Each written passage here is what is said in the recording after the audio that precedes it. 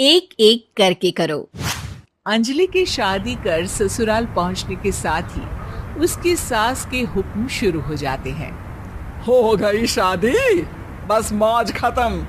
कल से जल्दी उठकर काम पर लग जाना है। अरे माँ आज ही यहाँ आई है, इसे सब समझने के लिए कुछ दिन तो दो। मेरे और बहू के बीच की बात है, तू घर के मामले में ना बोलियो। इस पर जतिन वहां से अपने कमरे में चला जाता है और सास अंजलि को काम की लिस्ट सुनाने लगती है। सुबह पहले घर की सफाई करनी है, फिर कपड़े धोने हैं, साथ में खाना भी बनाना है। एक की वजह से दूसरा काम रुकना नहीं चाहिए है। जी मम्मी जी ठीक है। ये कहकर अंजलि अपने कमरे में चली जाती है। अंजलि, मम्मी हमेशा बोलती थी बहू आएगी तो उनका काम हल्का होगा, पर मुझे नहीं पता था कि वो काम हल्का करने की जगह टाल ही देंगी। कुछ नहीं होता, ये सब मैं अपने घर में भी तो करती थी, मुझे आदत है, कोई दिक्कत नहीं होगी। ठीक है, पर अगर कुछ हो तो बता देना। दोनों सो जाते हैं और अगली सुबह से अंजलि जल्दी उठ के सास के बताए कामों में जुट जाती है, जिसमें वो जैसे ही कपड़े धोने लगती है तो सास वहां आ जाती है। अरे सुनो, ये कपड़े ऐसे नहीं धुलेंगे, सबको डिवाइड कर फिर एक एक करके अलग अलग धोने हैं। क्या एक एक कपड़ा अलग करके? एक बार में सुनाई नहीं देता क्या? वही बोला है मैंने, लग जाओ काम पर हैं?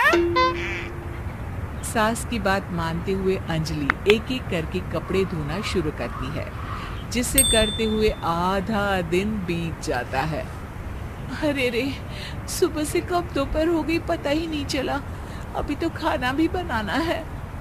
अंजलि भागते हुए रसोई में जाती है, जहां उसकी सास पहले से ही उसे खड़ी मिलती है। खाना बना लेना, देखो पहले पकोड़े तल दो और एक एक पकोड़े अलग अलग तलना, नहीं तो कोई कच्चा कोई पक्का रह जाता है। सास की हर बात में एक एक की कहानी अंजलि के समझ में नहीं आती, लेकिन फिर भी वो बिना कुछ बोले काम करती रहती है। अगली सुबह फिर वही शुरू होता है और सास एक बार फिर खाने के समय रसोई में आती है। आज क्या बन रहा है हैं? वो जतिन ने भिंडी की सब्जी, रोटी और धनिए की चटनी बोली है, इसलिए वही बना रही हूँ। अरे वाह जी वाह, बढ़िया है। पर भिंडी एक एक करके धोना, फिर टोवेल से पोंछकर एक एक करके ही काटना, साथ ही धनिए की पत्ती भी एक एक करके ही धोना। अरे पर मम्मी जी। अरे क्या पर? सफाई का ध्यान रखना आता भी है या नहीं है?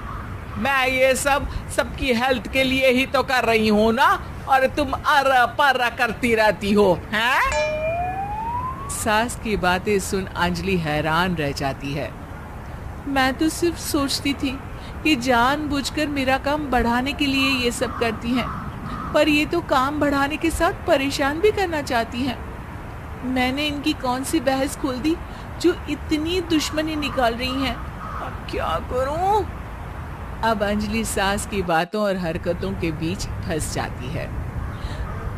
काम के लिए मना भी नहीं कर सकती, नहीं तो जाने कौन सा ड्रामा खड़ा कर दे। पर अंजलि, तुझे कुछ तो करना पड़ेगा। इतनी देर में जतिन भी वहां आ जाता है। अरे कौन ड्रामा खड़ा कर रहा है और क्या करना पड़ेगा? जतिन की बात सुन अंजलि सोच में पड़ जाती है। इन्हें सच बताऊं या नहीं? पर अगर ये गुस्सा हो गए तो?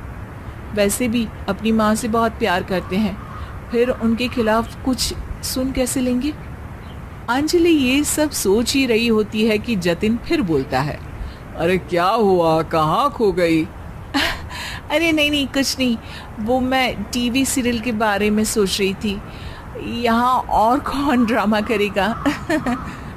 अरे तुम भी ना, चलो मैं चलता हूँ। इसके बाद कुछ दिनों तक अंजलि सास को सबक सिखाने के लिए अलग अलग प्लान सोचती रहती है, पर उसे सास के एक एक करके काम करवाने की आदत बंद करने का कोई तोड़ नहीं मिलता। अगर ऐसे ही चलता रहा तो कहीं मैं एक दिन अपने सिर के बालों को भी एक एक करके सुलझना ना शुरू कर दूं। पगली हो गई है क्या? अकेले में क्या बड़बड़ किए जा रही हो? वैसे आज खाने में क्या है?